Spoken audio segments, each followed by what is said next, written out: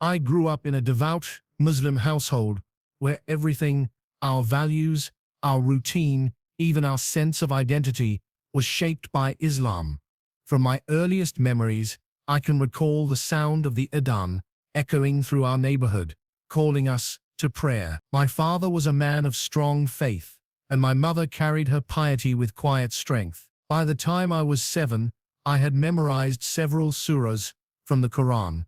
By 12, I was leading prayers at family gatherings. I took pride in my dedication. I prayed 5 times a day, fasted during Ramadan, with discipline, and sought out scholars to help me understand the hadiths better. I wanted to be righteous. I wanted to please God. But deep inside, I struggled with questions I never dared voice aloud. I asked myself, will I ever be good enough? Is there any assurance of salvation? I was told that Allah is merciful, but at the same time, I feared His judgment constantly. That fear clung to me, even as I tried to drown it in more devotion. Christianity was never taken seriously in our household. It was often portrayed as a corrupted religion, its scriptures tampered with, its followers misled. Jesus Isa in our language was respected as a prophet, yes, but nothing more. Any claim of his divinity was considered not just wrong, but offensive. I never read the Bible. I didn't see the need. Still, beneath that routine, something uneasy stirred. It wasn't doubt exactly, at least, not in the way people usually describe it. I didn't suddenly reject anything or feel anger toward my faith. It was more like an ache I didn't have a name for, a question that lived at the edge of my thoughts. Am I doing enough? Is this really the path to peace? But I'd always push that thought away. I'd pray harder, fast longer, recite more.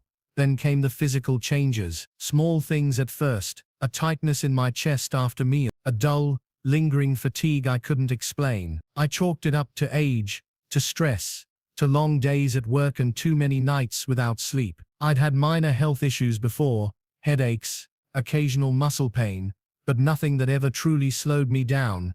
But then it got worse. There were days when I would climb the stairs to my apartment and have to stop halfway to catch my breath. My heart would pound like it was trying to escape my chest. I started waking in the middle of the night, drenched in sweat, feeling like something heavy was sitting on my lung. My hands trembled more often, and my legs felt weak, as if my own body had begun retreating from itself. Even during prayer I felt it, that slow creeping pressure that spread from my sternum outward, wrapping around my back. There were moments I had to sit down during Salah because the dizziness became too strong. Still, I told no one. I told myself it would pass. I leaned deeper into my faith, thinking perhaps it was a test. But then came that Friday afternoon, the one that changed everything. I had just returned from Jummah prayer. The sun was sharp and hot that day, and I remember walking home with my prayer mat tucked under my arm, the streets unusually quiet. I sat down for lunch, but I wasn't hungry. My hands trembled as I reached for my glass of water. Then the pain started, slow at first, like a muscle tightening in my chest. I took a deep breath, trying to stretch it away, but it didn't ease. It deepened.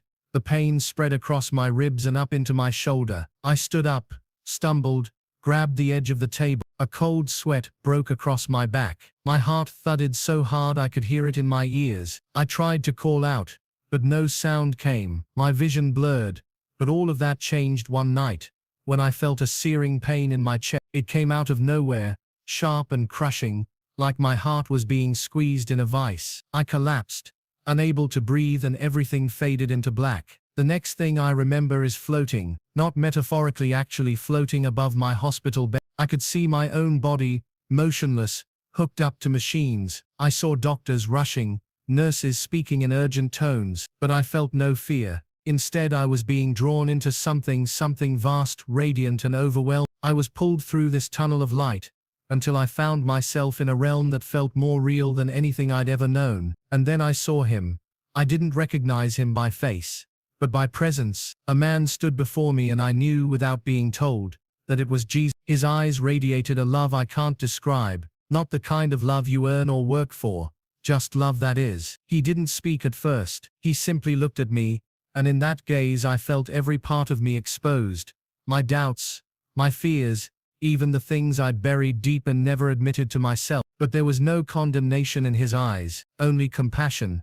Then scenes began to unfold around me. I saw moments from his life, things I had never read or studied. I saw him healing the sick, touching lepers, calming storms with a word. I saw him hanging on a cross, bloodied and broken, and I saw his resurrection, this powerful moment where darkness was shattered by light. I also saw things from the Quran, familiar verses, images of judgment and mercy, law and obedience, but they were all a routine, just a religion that did not love or relation. It was as if Jesus was showing me how everything I had known was part of a story I hadn't fully understood. I wanted to ask questions, to demand answers, but I couldn't speak. I didn't need to. Jesus simply said, "I am the way, the truth, and the life." And in that moment, I believed him. When I woke up in the hospital, my body was weak, but my spirit felt like it had been struck by lightning. I couldn't explain what had happened, only that it had happened. I knew I had encountered something or someone that would change everything.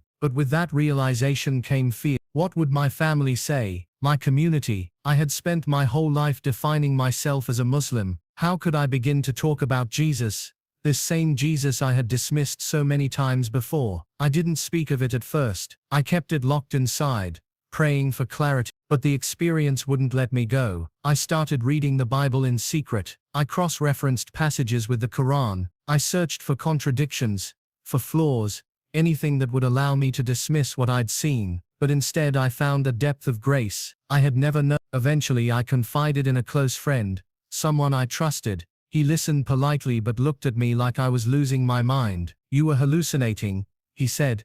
"It was just your brain under stress." But I knew better. That wasn't a dream. That wasn't a delusion. Slowly others began to listen. Some ridiculed me, some avoided me, but a few were curious. A few asked questions, and that gave me the courage to keep going. I started sharing my story more openly, even though every time I did I felt like I was stepping into a storm. My family was the hardest. My brother accused me of betrayal. My mother wept.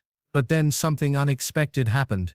One evening, just a few weeks after I had first told my family what happened, my brother came to visit me. It was late, later than he ever usually came by, and I could see the tension in his face even before he sat down. He didn't say much at first. He just looked at me for a long time, and then asked, almost in a whisper, "Tell me again what you saw." I didn't expect that. I had prepared myself for more arguments, maybe even more anger, but instead he listened, really listened. And when I told him again about the out-of-body experience, about meeting Jesus, about the light, the miracles, the cross, he didn't interrupt. He didn't scoff. He just nodded slowly, and when I was done, he said, "I don't know what to do with this, but something about it feels real." That moment stayed with me, not because he converted on the spot, he didn't, but because the wall between us had cracked. He wasn't attacking anymore, he was searching, and that was enough to give me hope. I started attending a small gathering of believers,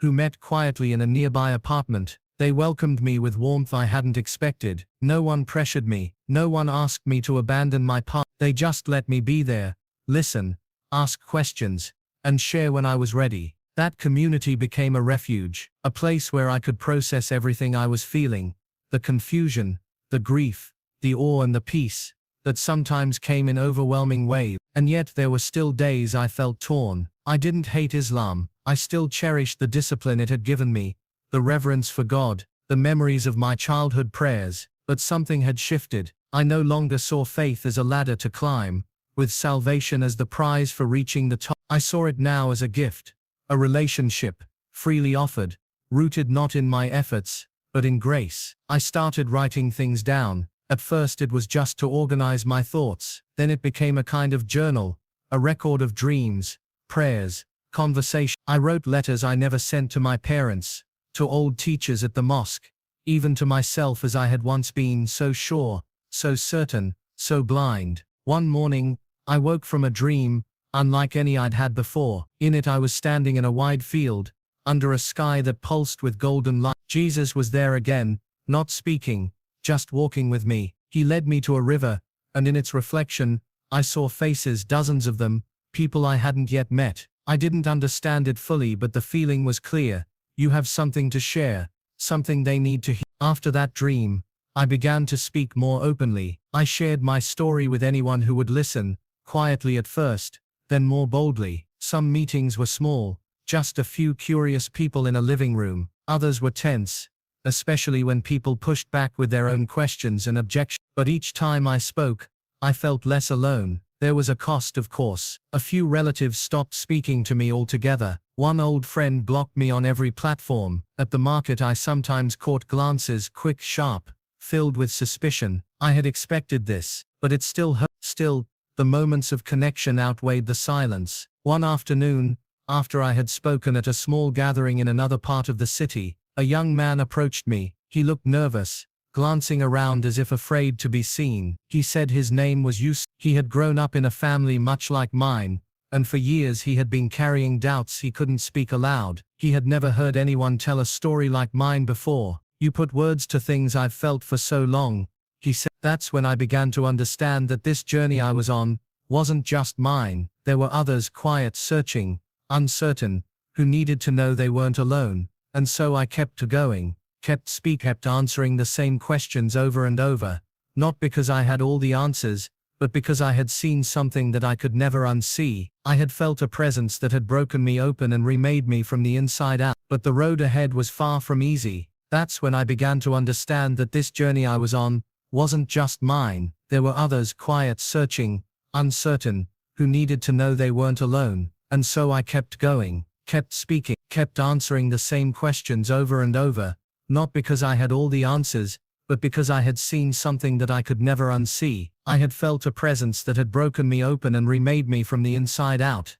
But the road ahead was far from easy. There were nights when I sat alone in my apartment, staring at the ceiling, wondering if I had made a mistake, not because I doubted what I saw, but because the weight of it all felt overwhelming. I'd lost people. I'd lost a version of myself that had existed for decades. My entire framework for understanding life, death, and God had been dismantled and rebuilt in a matter of moments. And sometimes when the silence was too loud, I found myself grieving what I had left behind. One afternoon, I visited the mosque again, not to pray but to sit quietly in the courtyard. I watched people come and go, their routines unchanged, their faces familiar. I remembered what it was like to be among them, feeling certainty, belonging. A part of me missed that, not the doctrine, but the closeness, the shared rhythm, the comfort of community. I didn't stay long. Back home I opened the Bible again. I had grown used to holding it now. It no longer felt foreign in my hand. I turned to the Gospel of John,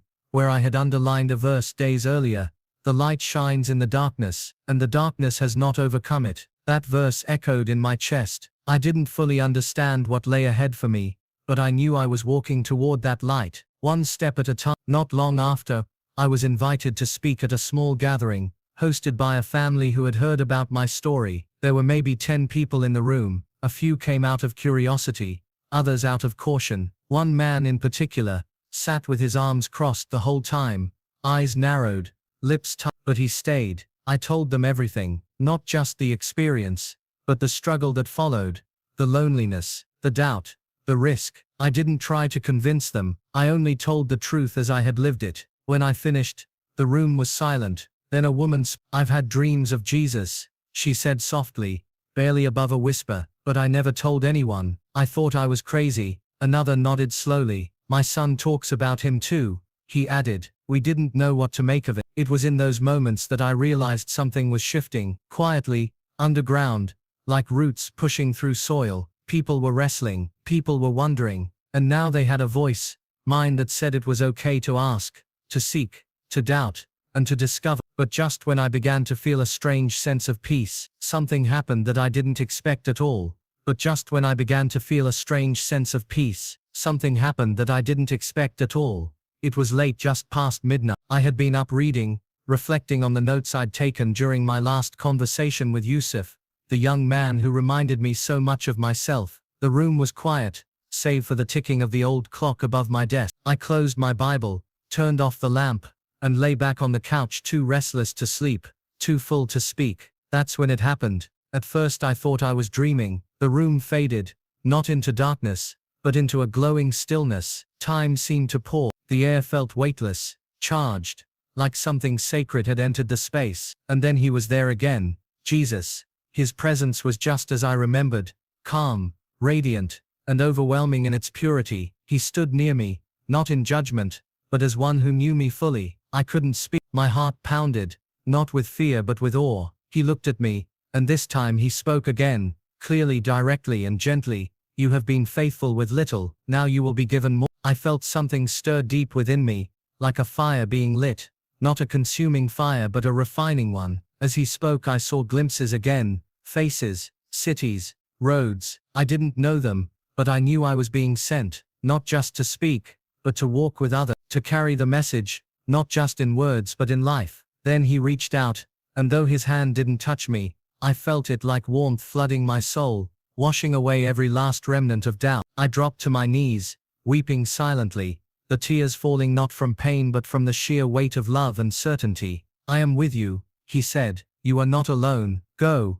And just like that, he was gone. The light faded, the room returned, the clock ticked again, but everything was different now. I sat there for a long time, breathing slowly, letting the moments settle in my bones. I had no visions of grandeur, no illusion of perfection. I was still me, still learning, still human, still walking through unknown.